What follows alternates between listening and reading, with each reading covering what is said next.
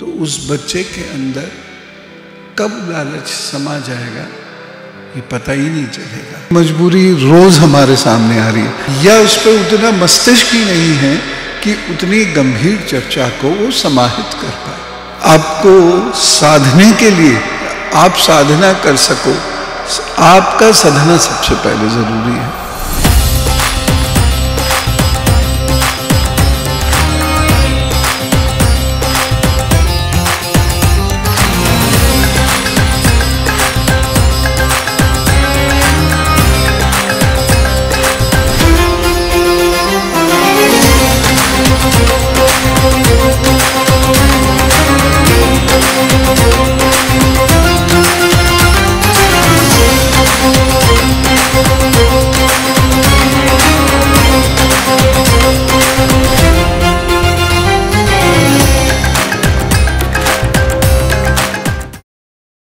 आज बहुत समय बाद सत्संग हो रहा है और आप सभी लोगों के बहुत सारे प्रश्न होंगे। हम कोशिश करेंगे कि हम सारे प्रश्न लेने की कोशिश करें, लेकिन यदि कुछ लोगों को प्रश्नों के उत्तर मिलते हैं और कुछ लोगों को नहीं भी मिलते हैं, तो भी आप आश्रम आना मत छोड़िएगा। क्यों? क्योंकि गुरुजी जब शास्त्र पढ़ा रहे हैं, अध्ययन सिखा रहे हैं, तो वो यही समझाना चाह रहे हैं कि हमें अपने जीवन में आध्यात्म उतारना चाहिए, और ये आध्यात्म उतारेंगे तभी हम अपने समस्याओं के समाधान, जो समस्याएं आती रहती हैं जाती रहती हैं, हम उनके समाधान स्वयं निकाल पाएंगे। हमें फिर आवश्यकता नहीं पड़ेगी कि आज समस्या आ गई तो अब हम सत्संग का इंतज़ार करें और फिर हम आएँ और गुरुजी से पूछें। हमारे अंदर उतनी शक्ति होगी कि जब हम यहाँ आएँ, यहाँ पर अलग अलग स्थान हैं, शक्ति मंदिर है, शिव मंदिर है, ध्यान मंदिर है, नारायण मंदिर है। आप जहाँ जिसे भी अपना इष्ट मानते हैं वहाँ बैठकर आप मन से आराधना करेंगे तो आपको अपनी समस्याओं के उत्तर स्वयं मिलेंगे। और अगर समस्या ना भी हो तो भी आश्रम आइए, क्योंकि मन की शांति यहाँ से बेहतर और कहीं नहीं मिल सकती आपको।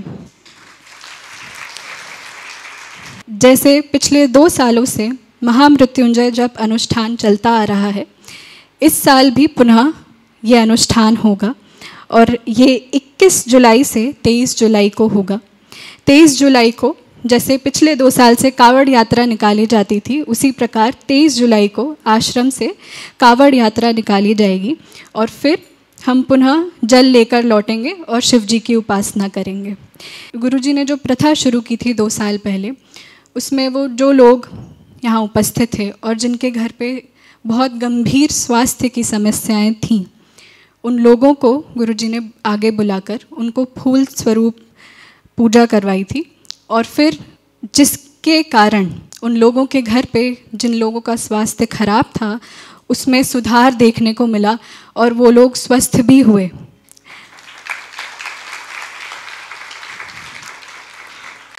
हालांकि ये अलग बात है कि इसके बाद गुरुजी का स्वास्थ्य बहुत खराब हो गया। तो यही बात है कि 2 प्रकार के लोग होते हैं।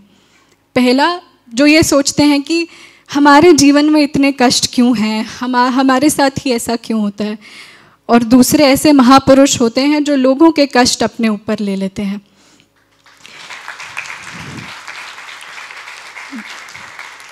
बस इसीलिए आप सभी से अनुरोध है कि यहाँ आए हैं, प्रश्न पूछिए, लेकिन वो 2 गोलियों की जिनकी मैंने बात की थी, तो दूसरी गोली लीजिएगा और आश्रम आते रहिएगा और सेवा, शास्त्र का अध्ययन और साधना ज़रूर करते रहिएगा। गुरुजी से अनुरोध है कि वो आज की ज्ञान चर्चा को शुरू करें। अच्छा, बात थोड़ी सी हटके करूँगा, थोड़ी सी देर। बच्चे का जो लालन पालन होता है,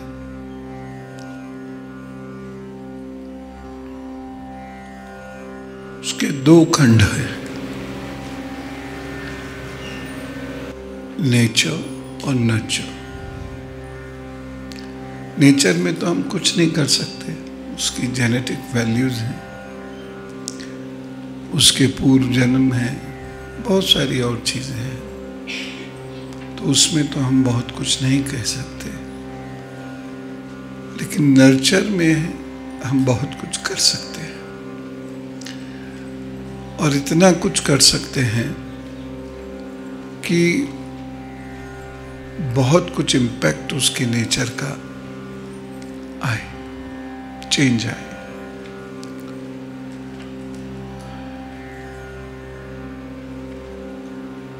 देखने भालने में तो हम बहुत कुछ नहीं कर सकते, लेकिन हम बच्चे के सामने जो पेरेंटिंग हम करते हैं उसका प्रभाव उस पर बहुत पड़ता है। अब पेरेंटिंग दो तरीके से है, एक डायरेक्ट पेरेंटिंग जिसमें हम इंस्ट्रक्शंस देते हैं या बच्चे से बात करते हैं, बच्चे से खेलते हैं, और दूसरा है इनडायरेक्ट पेरेंटिंग जिसमें हम ना बात कर रहे हैं ना बच्चे से खेल रहे हैं, लेकिन फिर भी बच्चा हमारी वाइब्स से अच्छा या बुरा बनना शुरू हो जाता है।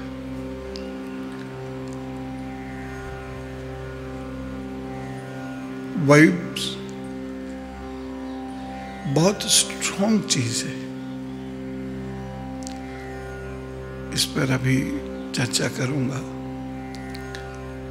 तो हम जिस मानसिकता से रहते हैं कहीं ना कहीं वह बच्चे की ग्रोथ पर, खासतौर से मेंटल ग्रोथ पर, उसके प्रेजेंट पर, उसके फ्यूचर पर असर डालती है। इसका मतलब ये नहीं कि माता पिता की कोई कमी है, ये गलती है, लेकिन मान लीजिए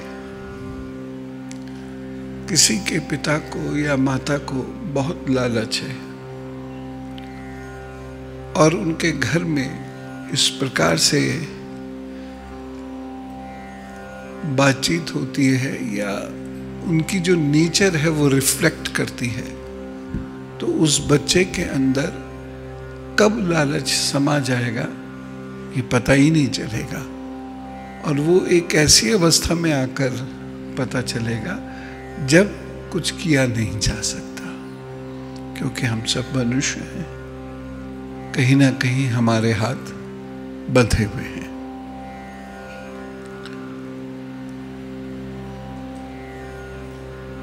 तो बच्चे के सामने, खासतौर से 12 साल तक के बच्चे के सामने हम अनर्गल करना तो बहुत दूर की बात है, सोचे भी ना, नहीं तो वो उसको कब गेन कर लेगा हमें आपको दिखाई भी नहीं देगा और हमें आपको पता भी नहीं चलेगा।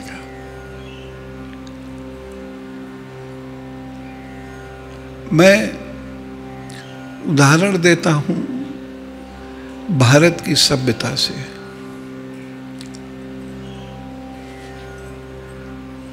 आचार्य के यहाँ जब बच्चों को 6 वर्ष का होने पर भेजा जाता था और लंबे समय तक भेजा जाता था, तो उस वक्त की जो एजुकेशन है जो आचार्य देते हैं उसमें विद्या बहुत बाद में सिखाई जाती थी, उसके आचरण पर कार्य पहले किया जाता था, और इसके लिए बच्चों को विभिन्न परीक्षाओं से गुजारा जाता था। परीक्षा आज बदल चुकी है।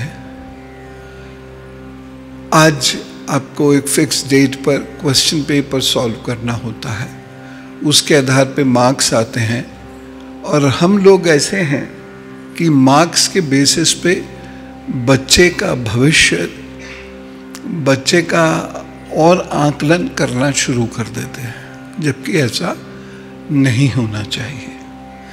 बच्चा हमारे लिए बंडल ऑफ मार्क्स बन गया है। उस समय में बच्चे को टास्क दिए जाते थे, टास्क बेस्ड एजुकेशन, और बहुत क्लोजली वो मॉनिटर किया जाता था कि वो अपने टास्क में कितना सफल हो रहा है।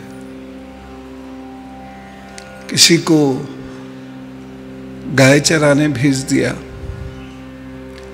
किसी को बोले कि ये एक अनजान गांव है, यहाँ से भिक्षा लानी है और स्वयं भी उसे ही पाना है और हमें भी वही आप खिलाएंगे, तो भिक्षा लेके आइए।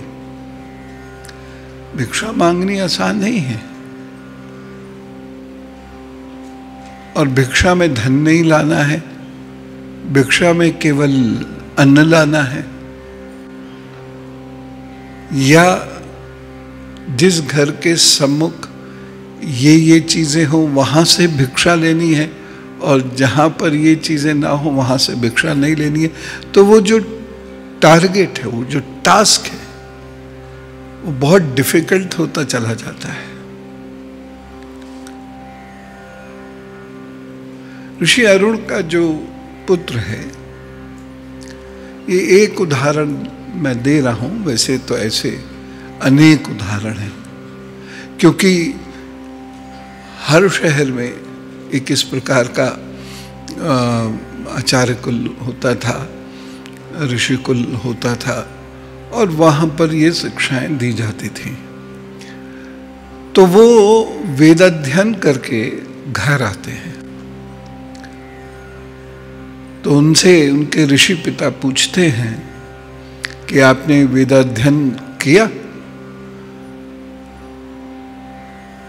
क्योंकि ऋषि हैं, लेकिन फिर भी वो अपने बच्चे के आचार्य के व्यवहार में इंटरफेरेंस नहीं करते। जैसे हम छोटी छोटी बातों पे आज स्कूल में पहुंच जाते हैं, लड़ने लगते हैं, और इससे बच्चे के ऊपर बहुत बुरा असर पड़ता है। क्योंकि जब आप जाते हैं, गुस्से में भर के जाते हैं, अब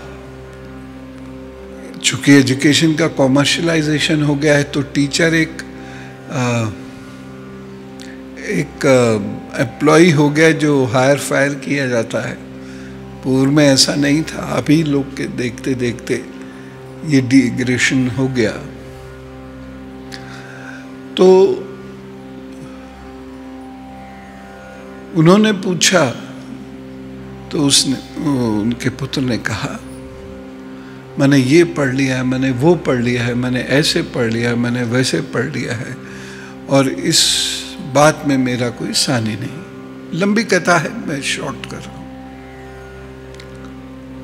ऋषि क्या कहते हैं सुनिए।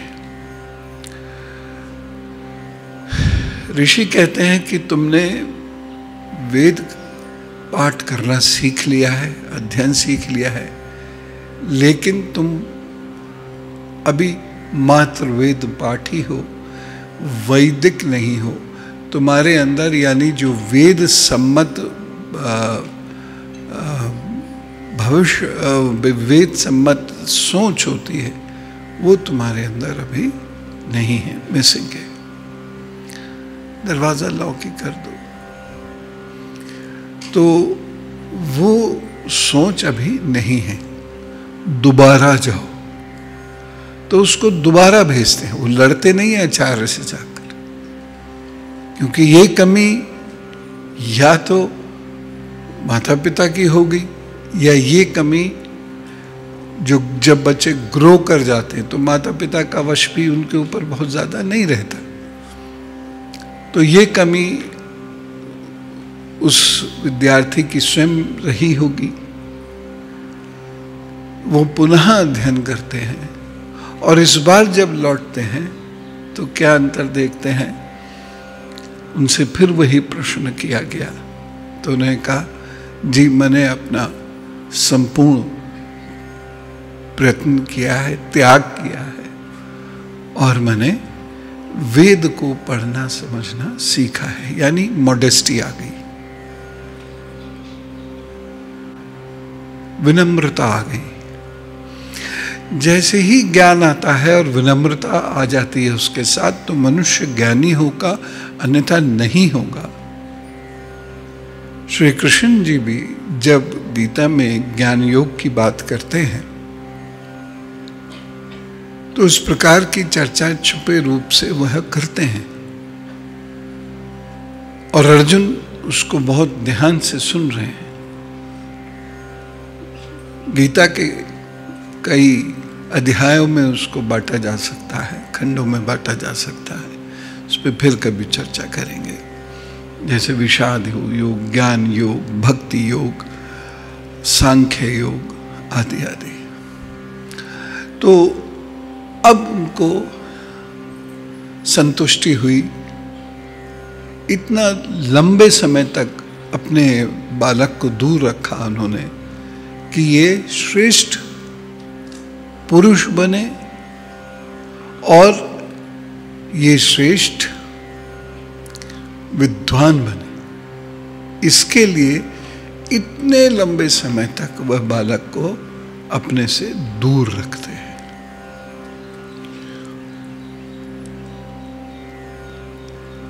तो ये विनम्रता जब तक उत्पन्न नहीं होती किसी व्यक्ति में, वो व्यक्ति शैक्षणिक दृष्टि से उत्तीर्ण भले ही हो जाए, लेकिन जीवन के इम्तिहान में वह फेल हो जाएगा। अब इस पर आकलन हम करें अपना कि हम लोग घर में किस प्रकार की चर्चाएं करते हैं, किस प्रकार से बोलते हैं, और उसके आधार पर संतान और उसके आगे वाली संतानें वो किस प्रकार प्रतिक्रिया कर देती हैं, किस प्रकार वो रिएक्ट करती हैं। इससे ये पता चलता है कि लालन पालन कैसा हुआ है, विशेष रूप से 12 वर्ष तक। हालांकि संतान चूंकि एक स्वतंत्र मनुष्य है, हम लोग एक दूसरे से जुड़े हैं शरीर से, वो एक अलग बात है। संतान माँ से जुड़ी हुई है शरीर से, उनके शरीर का ही एक हिस्सा है, वो एक अलग बात है।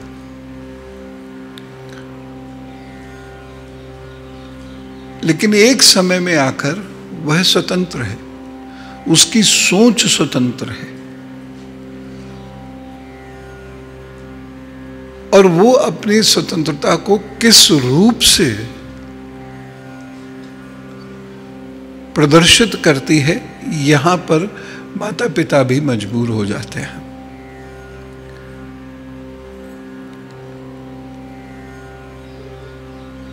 यहां पर एक विशेष बात जो मैं कहना चाहूंगा कि संतान जब माता पिता से दूर रहती है तो या तो वो बहुत महत्वपूर्ण बन जाती है, कुछ कर जाती है, जो भाग्य में नहीं है वो भी प्राप्त कर लेती है, और या फिर उसका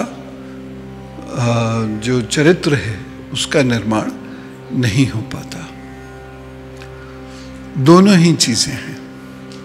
इसलिए शुरू से ही इस प्रकार की शिक्षा लेके चलें जहां पर बच्चे को रोका टोका भी जाए, गलती पे स्पष्ट उसको बताया भी जाए कि कहाँ आप गलत हैं, उस पर गुस्सा भी किया जाना चाहिए। अगर आप गुस्सा नहीं करेंगे तो वह डिरेल हो जाएगा, उसमें ओवर कॉन्फिडेंस आ जाएगा, क्योंकि है तो मनुष्य। हर मनुष्य के भीतर अपना विश्वास होता है, कहीं आत्मविश्वास बन जाता है, कहीं ओवर कॉन्फिडेंस हो जाता है।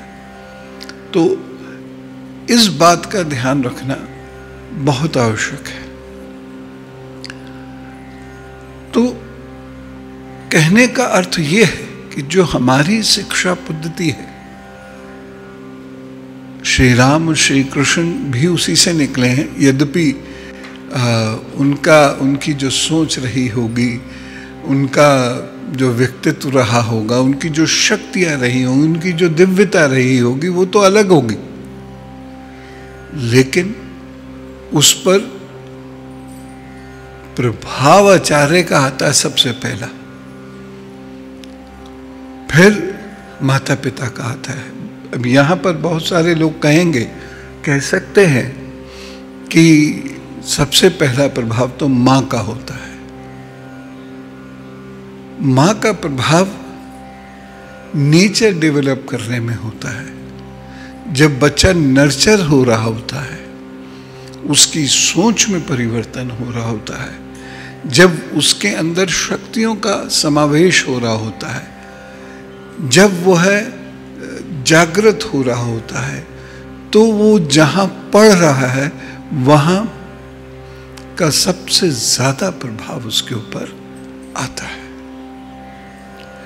इसलिए आज की शिक्षा का जो व्यवसायीकरण है, ये भारत के लिए काफी नुकसानदेह सिद्ध होगा, ऐसा मेरा मानना है। अब ये जो आश्रम होते थे जहां पर शिक्षा दी जाती थी, यहाँ की स्थिति कैसी होती थी? ऐसा नहीं होती थी कि वो दरिद्रता से जूझ रहे हों, क्योंकि राज्य का धन, राज्य का अन्न उन तक पहुंचता था। राजा की ये जिम्मेदारी होती थी कि वो अपने क्षेत्र के, अपने राज्य के जो ऋषि कुल हैं, आचार्य कुल हैं, या आप स्कूल कह दीजिए उन्हें, वो हालांकि स्कूल उसके लिए अप्रोप्रिएट शब्द है नहीं, तो वहां से वो चलते थे। तो आचार्य को कभी हाथ नहीं फैलाना पड़ता था। उनका रहन सहन बेहद सादगीपूर्ण अवश्य था, लेकिन उन्हें कभी हाथ नहीं फैलाना पड़ता था। गंभीर विषयों पर चर्चाएं होती थी, और उन गंभीर विषयों पे चर्चा जब हो रही होती थी, तब ये पता चलता था कि जो मेरे सामने बैठा हुआ विद्यार्थी है, छात्र है, इसकी रुचि क्या है। जिस व्यक्ति की रुचि नहीं होगी वो सो जाएगा, आंखें मूंदने लगेंगी उसको नींद आने लगेगी, क्योंकि इसका मतलब उसकी कोई रुचि नहीं है, या उस पर उतना मस्तिष्क ही नहीं है कि उतनी गंभीर चर्चा को वो समाहित कर पाए। कई बार पेरेंट्स ऐसे मिलते हैं जो ये कहते हैं कि हमारा बच्चा पढ़ता नहीं, भिन्न भिन्न बातें की। एक दो बार ऐसा हुआ कि हम कॉन्फ्रेंस में थे, तो वहाँ पर भी किसी ने ये प्रश्न किया, तो मुझे हंसी आ गई। मैंने कि आप भी तो गंभीर चर्चा पे सो रहे थे। ऐसी बच्चे को नींद आती है, क्योंकि गंभीर चर्चा हर कोई तो सह ही नहीं सकता। हर ब्रेन की एक कैपेसिटी होती है, जैसे हर व्यक्ति की एक कैपेसिटी होती है कि वो 2 किलो वजन उठा सकता है कि 4 किलो, ऐसे ब्रेन की भी होती है कि वह कितना समझ सकता है। और इसी चीज को तोड़ने के लिए बहुत सारे लोग क्या करते हैं, गीत गा लेते हैं, भजन कर लेते हैं। विषय रह जाता है, क्योंकि विषय की गंभीरता जनता नहीं समझेगी, तो बजाय आचार्य के स्तर पर जनता को लाया जाए, जहां आचार्य जी स्वयं जनता के स्तर पर चले जाते हैं। इसलिए आप देखिए आजकल तेज संगीत भजन के रूप, भजन तो बहुत सौम्य होते हैं, तो भजन धीरे धीरे जो सौम्य भजन है बहुत कम रह गए हैं। तेज संगीत, चीख पुकार, न सुर न ताल, वो इसीलिए क्योंकि लोग उससे ज्यादा समझेंगे ही नहीं, और इसीलिए उनके मन में प्रश्न नहीं जन्मते। प्रश्न हर कोई नहीं कर सकता, अपने व्यक्तिगत जीवन से संबंधित प्रश्न करना एक अलग बात है। मुसीबत में पड़ गए, ये हो गया, वो हो गया, ऐसा करे वैसा करे, ये तो साधारण सी बात है। व्यक्ति पर आ पड़ी तो वो करने लगा। अन्यथा जो विषय है उसकी गंभीरता को समझने वाले मस्तिष्क अलग प्रकार के होते हैं, और इसको भी हम धीरे धीरे धीरे धीरे इस तरीके से मोल्ड कर सकते हैं शुरू में, बाद में नहीं होगा, कि बच्चे के जो दिमाग का तेज है, तेज हरेक के भीतर है, ईश्वर हरेक के भीतर है, और गुण हरेक के भीतर है, अवगुण भी हरेक के भीतर है। लेकिन एक रुचि जहां होती है, वहां पर चीजों को सीखने के लिए तन मन सब तैयार रहता है। जहां रुचि नहीं होती है या रुचि नहीं बन पाती है, वहां वो सोता है, झपकियां लेगा, नींद आएगी, क्योंकि ये उसका विषय था ही नहीं, और इतना मस्तिष्क उस पर था नहीं कि वो उस विषय को समझे। ऊँघने लगता है, और यही कारण है हमारा ध्यान नहीं लगता। शुरुआत में जब आप ध्यान करेंगे तो नाना प्रकार से आपका ध्यान टूटेगा, नींद भी आएगी। लेकिन अगर आप निरंतर अभ्यास करते रहेंगे तो एक समय ऐसा होगा जब आपकी एकाग्रता का स्तर बहुत अधिक होगा और आपको नींद आदि ये सब नहीं आएगी। अब पूर्व का शिक्षक तो कान गरम कर देता था, आज हम सोच भी नहीं सकते, आज हम सोच नहीं सकते, क्राइम है ये। ट्यूशन पे भी नहीं सोच सकते, बल्कि हम अगर किसी को कुछ सिखाना चाहेंगे आध्यात्मिक क्षेत्र में भी, हम मान लीजिए मैं सिखाना चाहूं तो कई बार मुझे डांटना पड़ेगा। आपको साधने के लिए, आप साधना कर सको, आपका साधना सबसे पहले जरूरी है, और अगर आप नहीं सध पाओगे तो साधना फिर कैसे करोगे? तो आपको साधने के लिए डांट भी हो सकती है, मुक्का भी मारा जा सकता है, पिटाई भी हो सकती है, सब कुछ किया जाना चाहिए, लेकिन नहीं कर सकते अब। तो ऐसे विद्यार्थी जन्म ले रहे हैं जिनको लाइसेंस और फ्रीडम के बीच का फर्क नहीं पता। ये नहीं होना चाहिए। इसलिए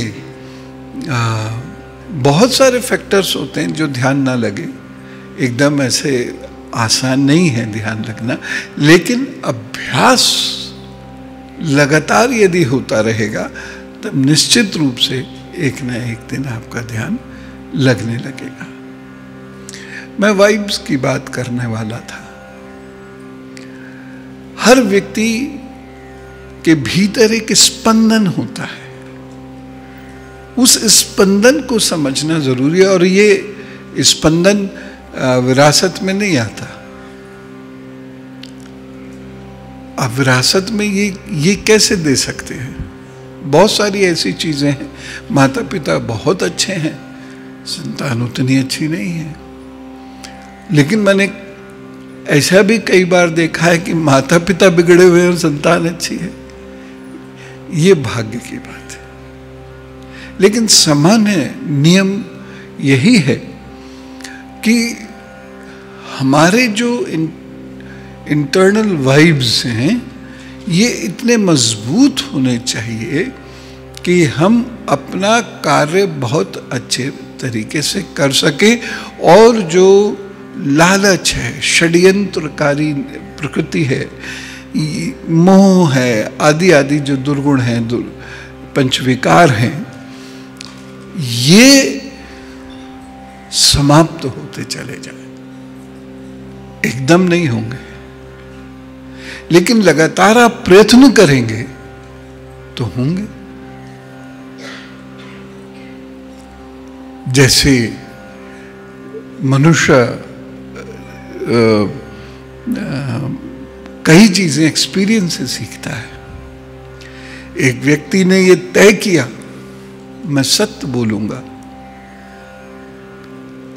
तो उसके पीछे एक गाय भागती हुई आ रही थी और गाय के पीछे कसाई भागता हुआ आ रहा था। तो उस व्यक्ति से कसाई ने पूछा, गाय किधर गई है? उसने कह दिया कि मुझे तो सत्य बोलना है, इधर गई। कसाई ने गाय को पकड़ लिया। अब क्या करेगा, आप समझ ही सकते हैं। तो उसका उपाय क्या निकाला गया? सत्य बोलो समय के अनुसार और विनम्रता या प्रियता के साथ।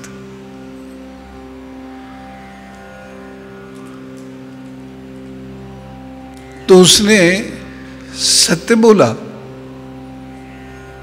लेकिन वो इस प्रकार से बोला कि कसाई समझ नहीं पाया। गाय भी बच गई और उसका सत्य भी मिथ्या नहीं गया। कभी कभी कुछ अर्ध सत्य भी बोले गए इतिहास में,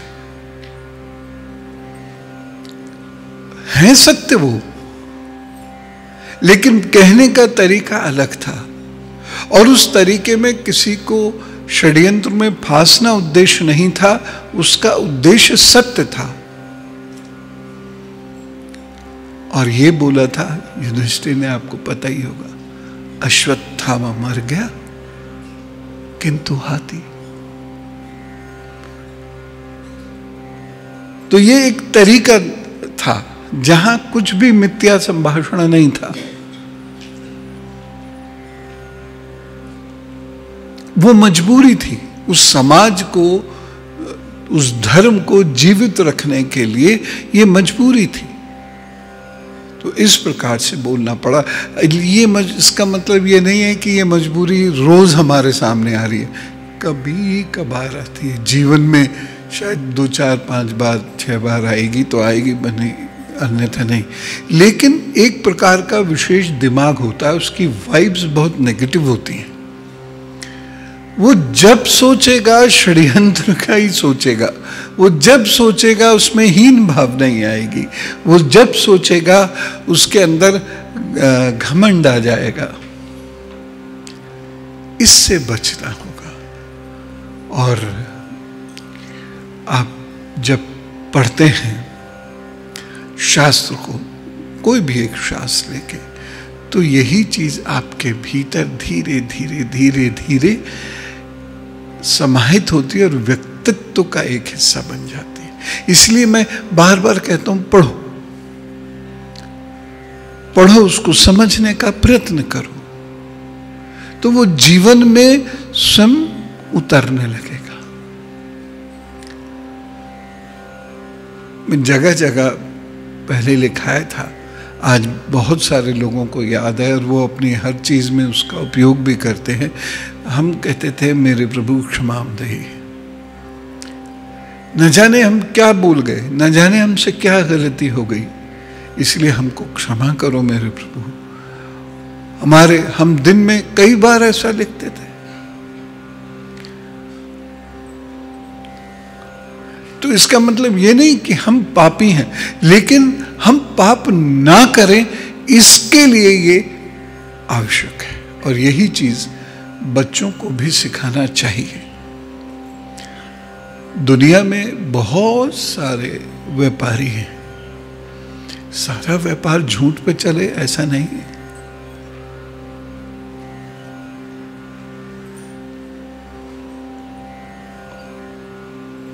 तो ये जो वाइब्स होती हैं, ये बड़ी महत्वपूर्ण होती है। ये आपके भीतर के सारे संदेश दे देती है। अब कोई पूछेगा तो आपको तो सबके बारे में सब कुछ पता होगी, नहीं, उसके लिए इतना समय नहीं होता। जिनके साथ काम करना होता है उनका पता होता है, सबका पता कहाँ से रखेंगे? इतने तो वाइब्स के डिपॉजिटर्स भी नहीं होंगे, डिब्बे भी नहीं होंगे हमारे पास, लेकिन वो होगा। ये पता चलेगा कि कोई व्यक्ति जाल में उलझाने का आदी हो जाता है, कोई व्यक्ति झूठ बोलने का आदी हो जाता है, कोई व्यक्ति क्रोध करने का आदी हो जाता है, कोई व्यक्ति बिस्तर के अंदर टॉर्च जला के जो है मोबाइल फोन वगैरह देख रहा होता है और आपको लगता है सो रहा है मेरा बालक, या आपको लगेगा कि, लेकिन या कोई व्यक्ति व्यसनी हो जाता है, पान, तंबाकू, गुटखा, शराब आदि जो भी व्यसन है वो व्यसन का गुलाम हो जाता है।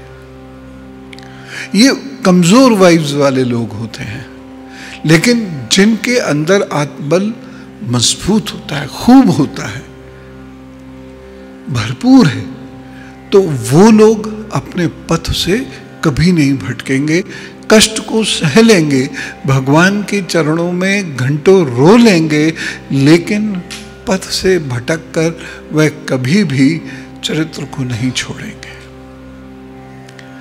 इस स्थिति तक लाने के लिए हमें आवश्यकता है कि एक नियम के तहत चला जाए। मैंने बहुत प्रयत्न किया और इस वजह से शायद मैं पॉपुलर भी नहीं हूं। नियम, जो नियम बनाए हैं, ईश्वरीय नियम है, ऋषियों के द्वारा बनाए गए नियम हैं, आचार्यों के द्वारा सिखाए गए नियम हैं, उन नियमों का पालन आवश्यक है। और अगर नहीं होगा तो फिर आप कभी भी अध्यात्म के रास्ते पर नहीं आ सकते,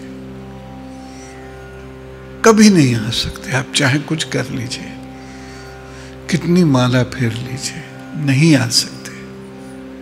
हर वक्त मन तिकड़म में जिसका लगा रहेगा वो कभी भी कितनी कोशिश कर ले, 1 मिनट का भी ध्यान नहीं लगा सकता।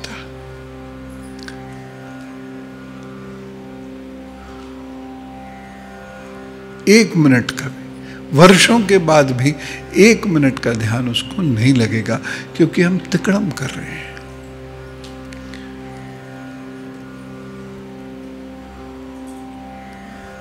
अब अपने रास्ते चलते रहिए।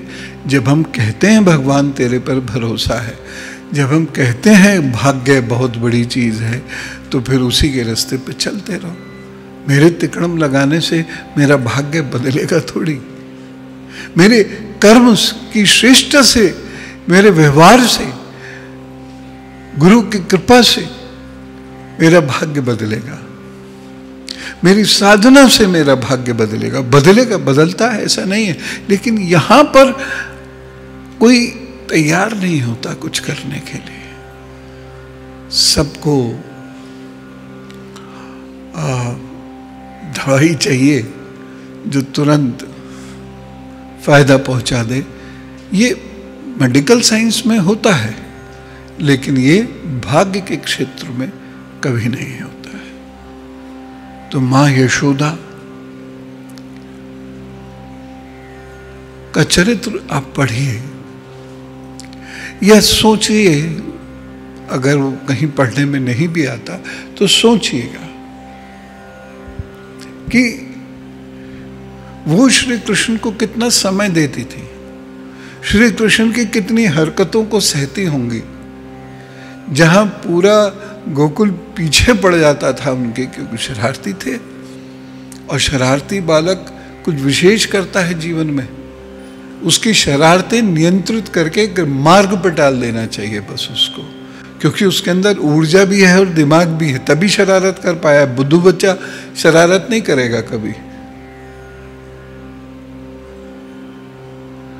तो कितना वो सहती भी होंगी, वो भी आप ही की तरह शायद सोचते हों कि ये कुछ करेगा जिंदगी में कि नहीं करेगा। इससे तो खेती किसानी भी नहीं आती,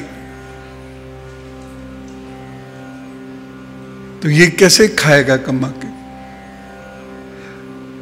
दूध बिलोना तो छोड़ो, ये तो मटकी फोड़ाता है, अपने घर की भी फोड़ता है, दूसरों के घर की भी फोड़ता है।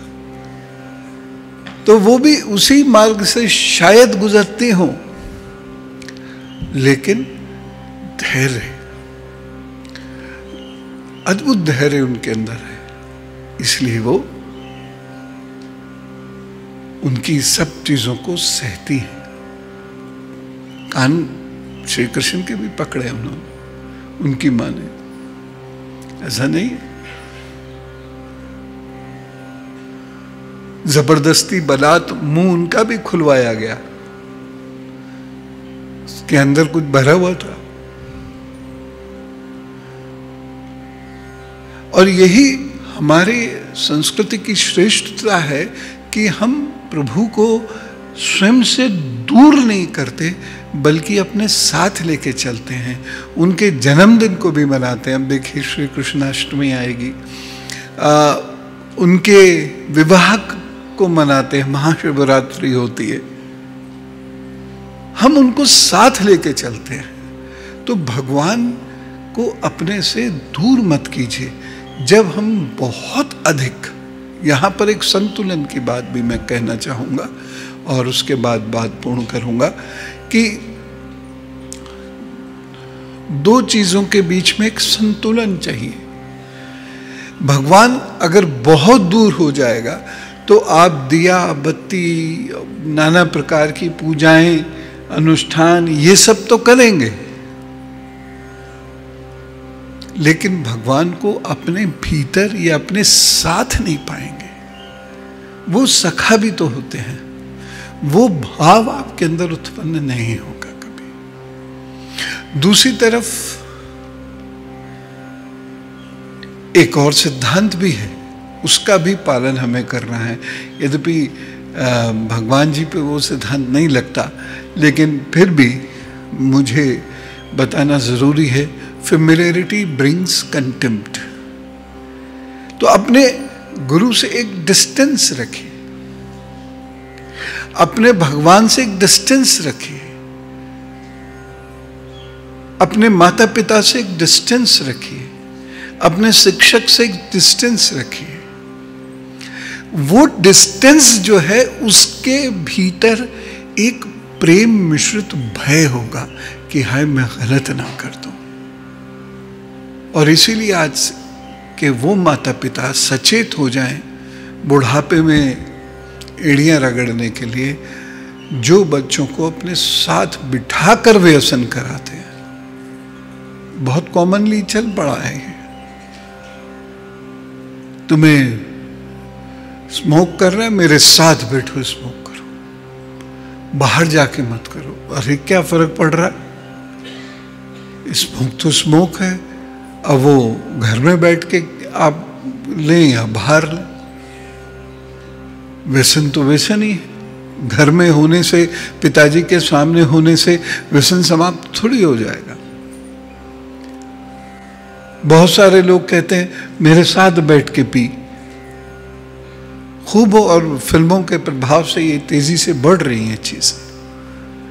ऐसे सभी माता पिता तैयार हो जाएं कि बुढ़ापे में उन्हें एड़ियां रगड़नी है, संतान साथ नहीं देगी क्योंकि उसकी आदतें बिगड़ चुकी होंगी।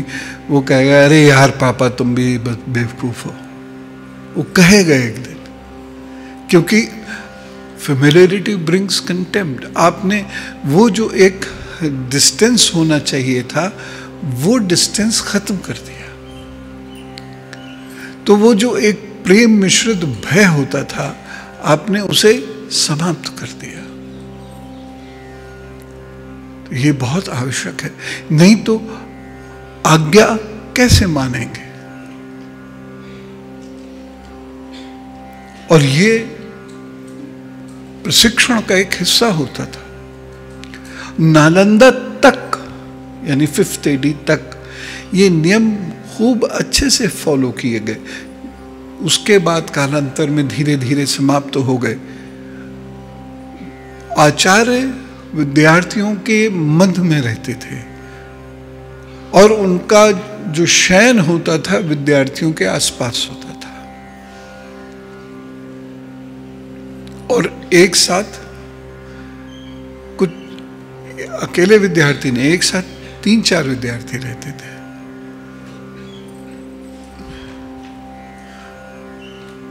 तो इससे क्या होता था, एक अनुशासन उत्पन्न हो जाता है। तो आज की जो शिक्षा है उसमें इनके बारे में ज्यादा चर्चा नहीं है। साइकोलॉजी के कुछ लोग या कुछ जागृत शिक्षक चर्चाएं करते हैं, रिसर्च करते हैं, रिसर्च पेपर लिखते हैं, कॉग्निटिव बिहेवियर पे काम वो करते हैं, और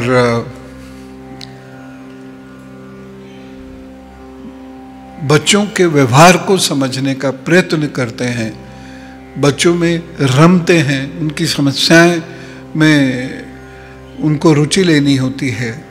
लेकिन सामान्यतः अब ऐसा नहीं हो रहा। स्कूल कॉलेजेस में ऐसा बिल्कुल नहीं हो रहा। कॉलेज में तो बच्चे पे लाइसेंस हो जाता है ना, तो निरर्थक स्वतंत्रता और स्वतंत्रता में बड़ा अंतर होता है। तो हमें जो हमारे महापुरुष हैं, जो ऋषि हैं, जो आचार्य हैं, या जो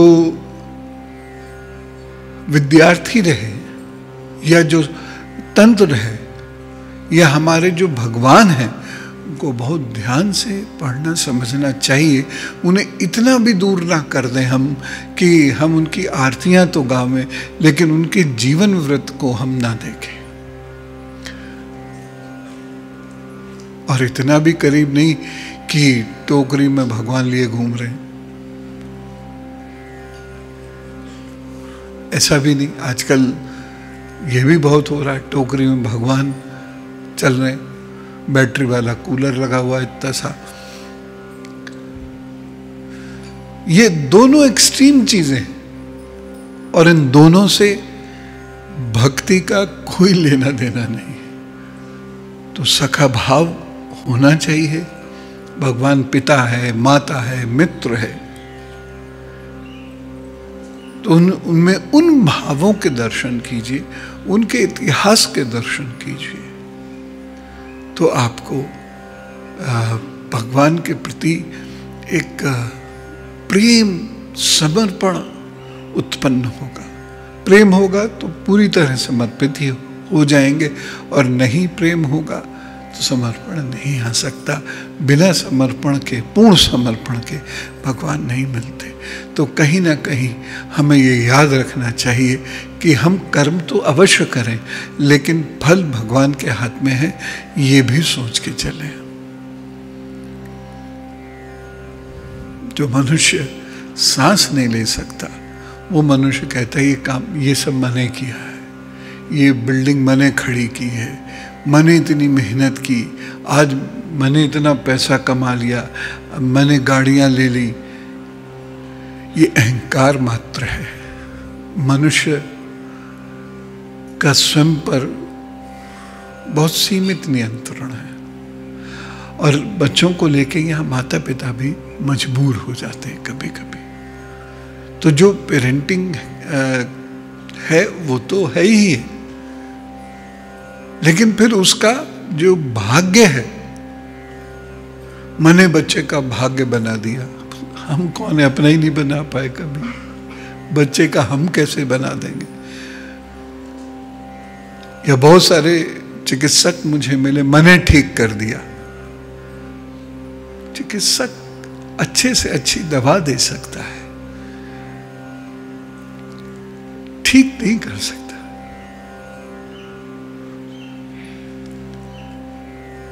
मैंने महामृत्युंजय का जप किया तुम ठीक हो गए। नहीं, हमने प्रार्थना की थी, ठीक भगवान ने किया, क्योंकि जीवन तो वही देता है। और इसलिए भाग्य दुर्भाग्य दोनों का सामना करने के लिए हमें मानसिक रूप से तैयार रहना चाहिए। दुख तो होगा, दुख तो निश्चित होगा, लेकिन फिर भी अब मानसिक रूप से तैयार हुई है। भगवान ने हमें बहुत सारी चीजें दी हैं। चिकित्सक को जड़ी बूटियां दी हैं, दवाइयां दी हैं, वकील को कानून का ज्ञान दिया है, और शिक्षक को विद्वता दी है, आचार्यों को दिव्यता और विद्वता दोनों दी है। तो बहुत बहुत कुछ दिया है भगवान ने हम सबको, तो हम उसका उपयोग करते हैं, लेकिन अंत हमारे हाथ में नहीं है, परिणाम हमारे हाथ में नहीं है। अंतिम बात, मोह का सीमांकन कीजिए। बच्चों से बहुत मोह होता है, ये अच्छी बात नहीं है, सीमित होना चाहिए। बच्चों से भी मोह सीमित होना चाहिए, नहीं तो आप उसकी हर गलती को माफ करते चले जाएंगे। बच्चा निरंकुश हो जाएगा एक दिन, और वो फिर आपको परेशान करेगा, इतना कर देगा कि आप आंसुओं से रोएंगे। तो हम कंक्लूड करते हैं कि हमें स्वयं को सुधारना होगा। जैसा हम अपने बच्चे को चाहते हैं वो हो, पहले हमें स्वयं वैसा होना होगा, तब वो उस प्रकार से व्यवहार करेगा। फिर भी उस पर घमंड भी मत कीजिए उसके अच्छे होने पर, और उससे मोह भी सीमित रखिए, क्योंकि कल को यदि वो अपनी स्वतंत्र विल का, चिति का प्रयोग करता हुआ आपके मार्ग से हट भी गया, तो आपको दुख कम हो।